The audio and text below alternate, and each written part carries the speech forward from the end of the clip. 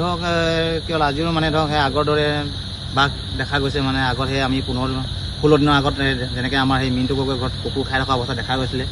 তো তাৰপিছত আমি বন বিভাগক খবৰ দিছিলোঁ বন বিভাগক খবৰ দিয়াৰ পিছত পিঞ্জিৰা আনি তেওঁক আমাৰ পতা হৈছিলে তাৰপিছত বাঘ ফচা নাই তেনেকৈ আৰু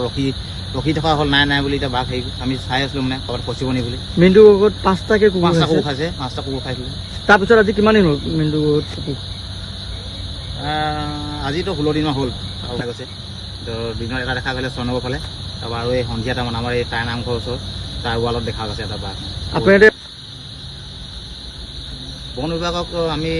ফোন কৰিছিলোঁ খবৰ দিবলৈ কাৰণে ফোনটো ৰিচিভ কৰা নাই তেখেতৰ লগত আমি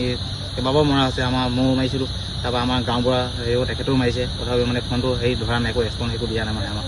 তাৰ এতিয়া আমাৰ মানে অকণমান চবৰে এতিয়া ভয় হৈ গৈছে আমাৰ ধৰক ওচৰতে সৰু ল'ৰা ছোৱালী আছে সন্ধিয়াখিনি টাইমত দেখা গৈছে সেইটো কাৰণে আমাৰ অকণ বন বিভাগক মানে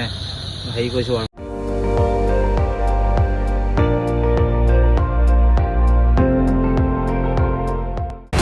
আপুনি চাই আছে ND24